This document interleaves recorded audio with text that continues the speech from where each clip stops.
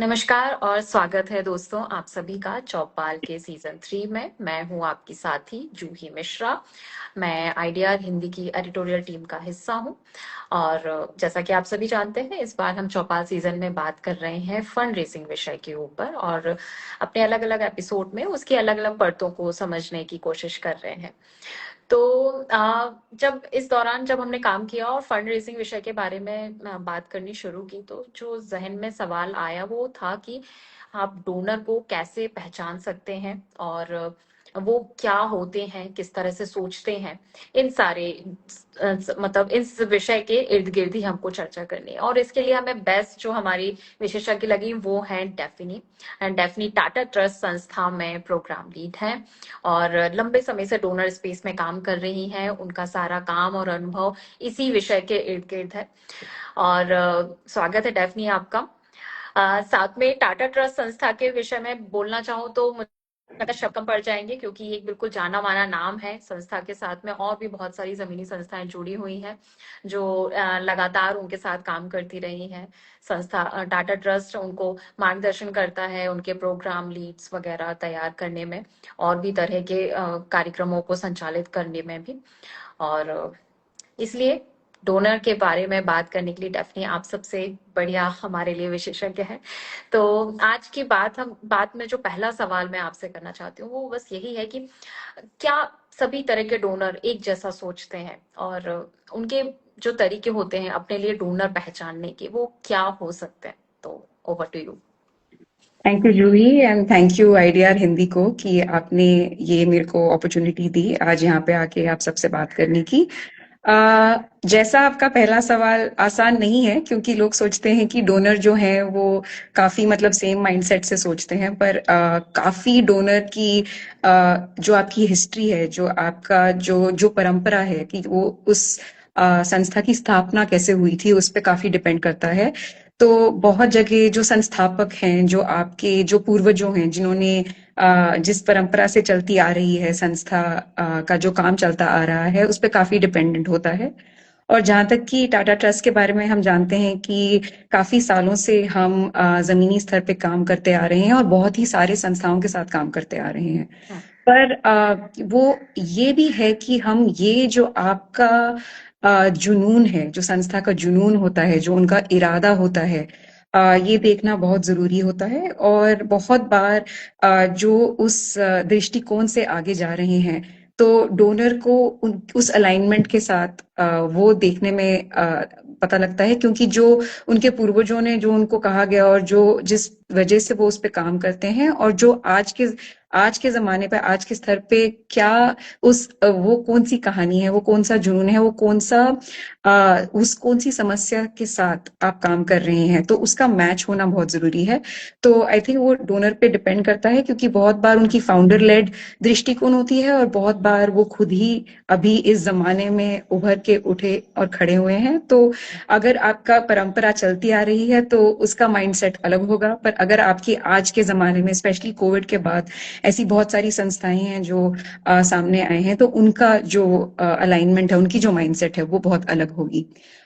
ये कहते हुए ये वो कोर जो टेनेंट्स होते हैं जो आपकी, वो चेंज नहीं होते हैं डोनर के लिए, क्योंकि जिसका इरादा, उनके क्या एक्सटर्नल फैक्टर्स हैं, वो किस प्रॉब्लम पे काम कर रहे हैं, वो सारी चीजें कॉमन रहती हैं। और उसको आप कैसे सॉल्व करने की मतलब आप उस पे कैसे काम कर रहे हैं वो बहुत जरूरी होता है। बिल्कुल, बिल्कुल आपने सही कहा और ये जो आकलन आपने किया कि कोविड के बाद से भी अब थोड़ा-सा नज़रिया बदला है, वो दोनों फ़र्क है, तो वो भी बहुत ज़रूरी है। तो अगर कोई संस्था अपने लिए डोनर का चुनाव कर रही है, अपने लिए डोनर तलाश रही है, तो कौन-सी चीज़ें हैं जिसके बारे जो उनके बारे में उनके पता होना चाहिए या उस तलाश के दौरान ध्यान रखने की ज़रूरत है हमको? तो एक तो जो ही जैसे ये सवाल इतना आसान नहीं है क्योंकि पर बहुत चीजें हैं जो बेसिक रिक्वायरमेंट्स होती हैं। तो जी। अगर आप डोनर संस्था को देखें, उनको भी नियामक रूप से और उनको काफी वैधानिक जो रेगुलेटरी और स्टैट्यूटरी कंप्लायंस हम्म। जिसको कहते हैं, जिसका अनुपालन करना पड़ता है।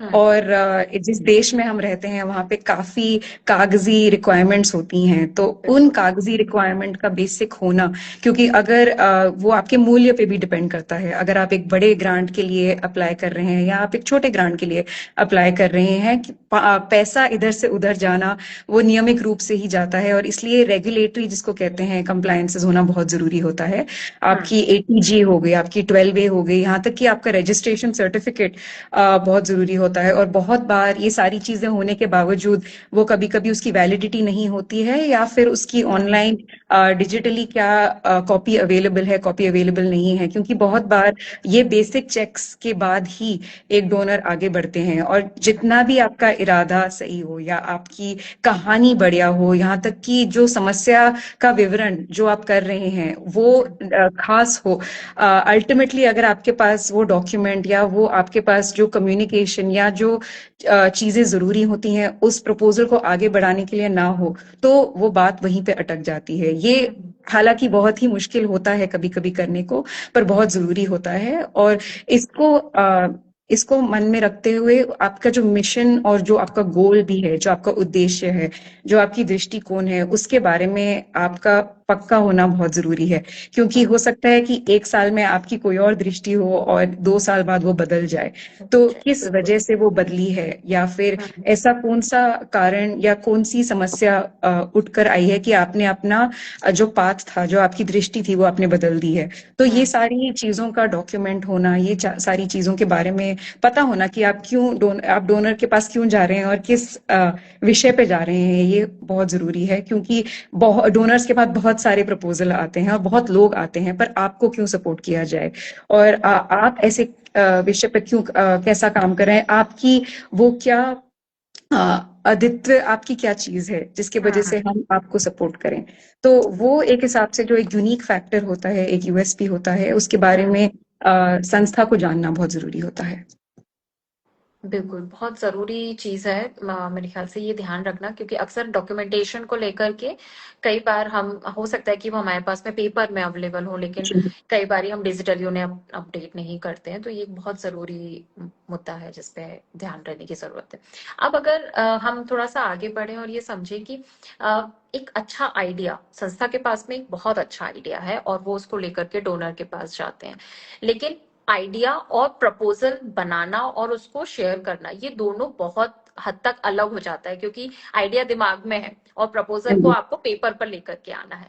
तो ये दोनों चीज में कहाँ पे कितना अंतर आ जाता है, पहला तो ये, और दूसरा कि अगर ये अंतर आ रहा है तो कैसे इसको ठीक करें हम। तो हाँ जी जूही, तो ये एक्चुअली इसका जवाब है भी आसान और नहीं भी। क्योंकि बहुत बार क्या होता है कि हमें लगता है कि हम डोनर को जितनी ज्यादा इंफॉर्मेशन दे उतना बेहतर, पर वो हम्म। किस तरह की इंफॉर्मेशन है वो बहुत जरूरी होता है। क्योंकि बहुत बार आप एक वेग प्रपोजल भी बना सकते हैं, आप काम बहुत बढ़िया कर रहे हैं पर आप उसको ठीक से बता नहीं पाए हैं। तो हम्म। इस हिसाब से कभी कभी आप 50 पेज का डॉक्यूमेंट भी भेज सकते हैं, पर उसमें काफी कुछ जो आप बताना चाहते हैं वो खो जाता है।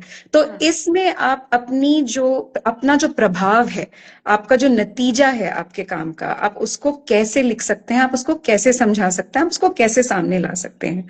तो एक हिसाब से ये, और उसका मूल्यांकन जो जिसको मॉनिटरिंग और इवैल्यूएशन कहते हैं। क्योंकि बहुत बार डोनर की जो दृष्टि होती है वो उस बात पे होती है कि आप अपने नतीजे का इवैल्यूएशन कैसे कर रहे हैं। अगर हम आपको 1 साल के लिए या 3 साल के लिए या 5 साल के लिए पैसे दे रहे हैं, उसके बाद क्या, आपके आगे के क्या प्लान्स हैं, आपने उसके आगे सोचा है कि नहीं, क्या सरकार आके इस काम को आगे बढ़ाएगी या फिर कोई और संस्था इसको आपके साथ जुड़ जाएगी, या आपको 10 साल या 15 या 20 साल के लिए पैसा देना जरूरी है। क्योंकि अभी भी आप उस अवधारण का सबूत लेकर आ रहे हैं, आप अभी भी प्रूफ ऑफ कॉन्सेप्ट पे काम कर रहे हैं, इसलिए आपको वो पैसा या वो आपको इस वक्त वो मदद चाहिए, तब जाके आपको आगे वो आप दूसरे समुदायों में अप्लाई कर सकते हैं। तो वो क्लैरिटी होना बहुत जरूरी है प्रपोजल में। और एक हिसाब से प्रपोजल का पूरा साइकिल दिखाना कि एक बार आपको पैसे मिल जाएंगे तो आप इमीडिएटली उसका क्या करने वाले हैं, आप हम्म। पहले साल में उस बजट का कहाँ पे इस्तेमाल करने वाले हैं, आप आप 5 साल में उसका इस्तेमाल कहाँ करेंगे? तो हम्म वो एक हिसाब से एक नजर होना, अगले 5 साल की प्लानिंग होना। यहाँ तक कि लोग 1 साल का पैसा मांगते हैं, पर हो सकता है कि आप उसकी अगर आगे का प्लानिंग बता दें या आप आगे के बारे में सोच लें, भविष्य का बिना आपसे पूछे आप पहले ही बता दें, तो उससे समझ में आता है कि आपने काफी आगे तक अपने जो समस्या है उसके बारे में सोच रखा है, और अ, उसका क्या मतलब, आप उसको कैसे समस्या का पालन करेंगे वो भी आपने सोच रखा है। तो उससे ये भी उठकर आता है कि आप एक ट्रैक पे नहीं सोच रहे हैं, और ऊपर से अगर आपकी डाइवर्सिफाइड फंडिंग है कि नहीं, क्या आपने सिर्फ हमसे बात करी है या आपने और लोगों से बात करी है, क्या हम्म आपने और लोगों का ऑलरेडी आपने अनुभव आपको मिल चुका है, क्या वो आप पे विश्वास करते हैं, आपकी जो इरादे हैं, आपकी जो कहानी है उससे संतुष्ट हैं और आपको पैसे देने के लिए तैयार हैं। तो एक हिसाब से जो आपकी प्लानिंग है और जो आपके साथ मिलना चाहते हैं, जो आपके साथ जुड़ जाना चाहते हैं, उससे दूसरे संस्थाओं को, दूसरे डोनर्स को भी वो विश्वास आता है और फिर वो आपके साथ जुड़ जाना चाहते हैं। हम्म ठीक। तो वही अगर इसको थोड़ा, अगर जो जब भी हम प्रपोजल बनाते हैं, तो अगर आप उस प्रपोजल की थोड़ा सा बारीकियां या थोड़ा कोई उदाहरण हमें शेयर कर पाए बिल्कुल। काम के दौरान कभी आया हो कि प्रपोजल बनाते टाइम पे कौन सी चीजें हैं जो अक्सर गलतियां हम कर बैठते हैं जिनसे हमें बचना चाहिए, और कौन सी चीजें हैं जो डोनर की नजर में अक्सर आती है जिसको वो नोटिस ज्यादा करते हैं, तो उस हाँ पर जी। ज्यादा गौर करें। तो यहाँ पे क्या होता है कि बहुत बार अगर आप किसी को बोलेंगे कि हम 12 गांव में काम करेंगे या 15 गांव में काम करेंगे, और हमारा जो नतीजा है वहां काम करने का वो है कि हम ज्यादा से ज्यादा 500 लोगों तक या 1000 लोगों तक पहुंचेंगे, हम इतनी वर्कशॉप्स करेंगे, हम उनके साथ ये उनका जो प्रभाव है हमारे वहां होने का वो अगले 3 साल में दिखाई देगा। तो बहुत बार क्या होता है, आप बड़े एम्बिशियस टारगेट्स बनाते हैं। एम्बिशियस टारगेट बनाने से हमें थोड़ा बचना चाहिए, क्योंकि जो हमारे हाथ में है, जो हम अगले 6 महीने से 1 साल में दिखा सकते हैं, उससे क्या होता है कि आप अपनी अगर कहानी करेक्ट कर लें कि आप कभी कभी आप काम कर रहे हैं पर बहुत लोगों को पता नहीं आप काम क्या कर रहे हैं। तो जो सॉफ्टवेयर चीजें होती हैं, जो बहुत बार जो आप कैप्चर नहीं कर पाते हो, ये जो इंडिकेटर की बात करते हैं लोग, तो इंडिकेटर कभी कभी पकड़ में आना बहुत मुश्किल होता है, क्योंकि अगर आप किसी स्कूल में काम कर रहे हैं और वहां पे बच्चे की शिक्षा पे काम कर रहे हैं, पर आप वो नहीं मेजर कर पा रहे हैं कि ये बच्चा गणित में कितना अच्छा हो गया आपके इंटरवेंशन की वजह से, या अंग्रेजी में कितना अच्छा हो गया, क्या कोई और चीजें हैं जो आप देख सकते हैं, क्या कोई और इंडिकेटर है जो आप सामने ला सकते हो। यहाँ तक कि जब भी कोई औरतों के साथ काम करता है या डोमेस्टिक वायलेंस पे काम करता है, तो वहां पे भी बहुत बार ऐसे होता है कि आप कैसे पता करोगे कि डोमेस्टिक वायलेंस नीचे गया कि नहीं। तो कौन से वो इंडिकेटर हैं जो आप सामने ला सकते हो। तो जब आप प्रपोजल बना रहे हो, आप बता सकते हो कि हो सकता है कि आप जाके पता कर सकते हैं कि कितनों की रिपोर्टिंग करना बढ़ गया है। कि बहुत बार होता है कि रिपोर्टिंग ही नहीं होती है, पर अगर रिपोर्टिंग बढ़ गई है इसका मतलब कि लोगों को पता लग गया है कि ऐसे इसके बारे में अब चर्चा हो रही है और मैं जाके रिपोर्ट कर सकती हूँ इसके बारे में। वो विश्वास आ गया है समुदाय में काम, कम्युनिटी में काम करने की वजह से, कि अब मैं इसकी अवेयरनेस बढ़ जाती है। तो बिल्कुल। वो बहुत जरूरी है कि वो कौन सा इंडिकेटर है जो आप प्रपोजल में कॉल आउट करते हैं, जिसको आप लिखते हैं, क्योंकि बहुत बार आप उसको अचीव नहीं कर सकते, पर बहुत बार वो सॉफ्टवेयर चीजें होती हैं जो आप दिखा सकते हैं, और वो डोनर को बहुत जरूरी होता है, क्योंकि हो सकता है कि काफी चीजें हैं जो आप मॉनिटर नहीं कर सकते हैं, जिसका आप मूल्यांकन नहीं कर सकते हैं, पर काफी ऐसी चीजें हैं जो आप ऑब्जर्व कर सकते हैं, आप देख सकते हैं और उसकी कहानी बना के बाद में डोनर को बता सकते हैं। क्योंकि एंड ऑफ द डे हम सबको जो डोनर पैसे दे रहे हैं उनको जानना है कि उस पैसे का क्या नतीजा निकला, क्या प्रभाव पड़ा। और कोई भी, सबको साथ में काम करना है, और अगर आप पार्टनर लाते हैं, अगर आप ये भी दिखाते हैं कि आपके पैसों की वजह से आपके साथ और पार्टनर जुड़ गए हैं, वो भी जी। एक तरीके का इंडिकेटर है। तो प्रपोजल में सिर्फ ये बताना कि प्रॉब्लम क्या है, काफी लोग बताते हैं, पर उस प्रॉब्लम का आप सोल्यूशन तक कैसे पहुंच रहे हैं और आप कौन से फैक्टर्स को ऑब्जर्व करेंगे, वो बहुत जरूरी है। हाँ, आई थिंक ये सबसे इम्पोर्टेंट चीज है। और जो स्टोरी टेलिंग आपने कहा, क्योंकि एंड ऑफ द बात में तो, अंत में तो हर डोनर को ये जानना है कि जहां पे वो फंड दे रहे हैं उसका नतीजा क्या निकल रहा है। और अगर हम थोड़ा सा जो आपने कभी नोटिस किया हो और बता बता सकें कि संस्थाएं अक्सर जिस विषय पे अभी आपने बात की उनको छोड़ करके कुछ और गैर जरूरी चीजों पे शायद प्रपोजल में ज्यादा ध्यान देती हैं, तो उन गलतियों से वो बच सकते हैं। अगर ऐसी कुछ गलतियां आप बता सकें जिनको नहीं करना चाहिए। तो सबसे पहले जो ही एक है कि जब हम फंड रेज करते हैं हम स्केल के बारे में ज्यादा सोचते हैं कि मतलब इसका क्या परिमाण होगा। हम बहुत बड़ा काम करेंगे, हम बहुत ही हाँ। सारे स्टेट्स में जाएंगे, हम 5 साल में काफी झंडे गाड़ देंगे। अब ये सारी बातें करना बहुत अच्छा है और बहुत ही एक हिसाब से जो जुनून, जिस इरादे की मैं बात कर रही थी, जी। वो होना बहुत जरूरी है। पर एक हिसाब से वो जो एक आपकी वो प्रभाव जो आप दिखाना चाहते हैं कि वो पहले आप गहराई पे फोकस करें।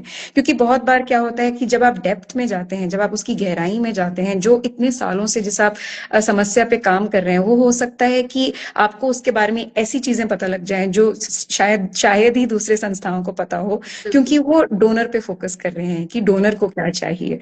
तो बहुत बार आपको ये भी होता है कि आप सोचते हैं कि ये डोनर आपको हमेशा के लिए पैसा देंगे, वो इनडेफिनेटली आपको पैसा देंगे, और ऑल्टरनेट के बारे में ना सोचना। और कभी कभी अपने आप को बहुत ही ज्यादा स्ट्रेच करना कि मैं अब हम दिल्ली भी जाएंगे, बंबई भी जाएंगे, बैंगलोर भी जाएंगे, हम टियर 2 पुणे भी हाँ। जाएंगे, हम बहुत ही शहरों में जाके अपना प्रपोजल बांटेंगे, जो कि करना जरूरी है।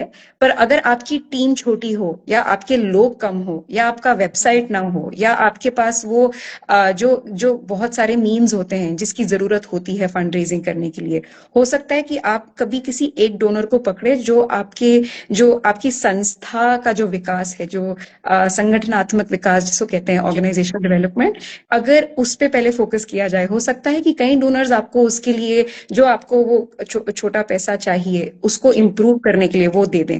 तो बहुत बार ये बहुत जरूरी है कि आप एक डोनर के पीछे या कई डोनर के पीछे ना भागें, पर एक मिक्सचर हो। जैसे कल मेरे ख्याल से वैशाली भी बात कर रही थी इसके बारे में।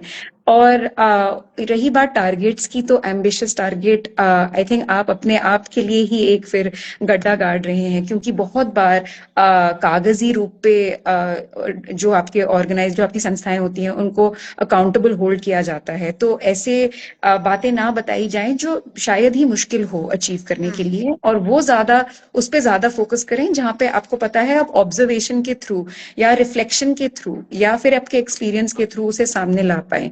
और बहुत बार कहानियों में ही आपका काम हो जाता है, क्योंकि बहुत जैसे अभी हम आईडीआर पे बात कर रहे हैं, काफी टाइम पे मेरे को भी जब मैं वेबसाइट पे जाती हूँ, जब मैं कहानियां पढ़ती हूँ, जब वो सारी बातें सामने आती हैं, तो पता लगता है कि किसी रीजन में क्या चल रहा है। तो एक हिसाब से डिफरेंट ऑल्टरनेटिव रूट्स होते हैं जो कि सिर्फ पैसे के माध्यम से पूरी नहीं होती हैं। बहुत बार उसको इन काइंड भी देखा जा सकता है। हम्म। नहीं, ये जरूरी है। और जो आप बार बार एक बात का जिक्र कर रहे हैं स्टोरी टेलिंग का, वो एक बहुत जी। अहम पार्ट है।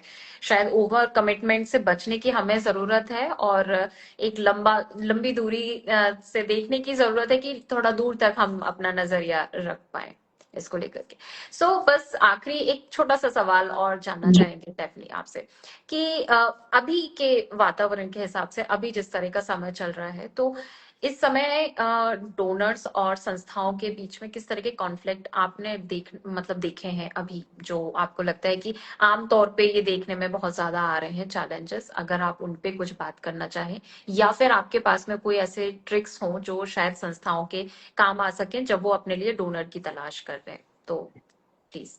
हाँ जी जूही, तो मैं बस ये बोलना चाहूंगी कि हम बहुत डोनर में से एक हैं, और हाँ जी, हम काफी सालों से इस काम में लगे हैं। और जैसे मैंने आपको बोला, हमारे जो हमारे फाउंडर्स हैं, जो हमारी परंपरा चलती आ रही है, उसको पकड़ के रखना, उसे उठा के रखना बहुत जरूरी है। पर हम ऐसे एनवायरनमेंट में काम करते हैं जहाँ पे गवर्नमेंट की जो स्टिपुलेशंस हैं, जो रेगुलेशंस हैं, उसको हमें मद्देनजर रखना पड़ता है।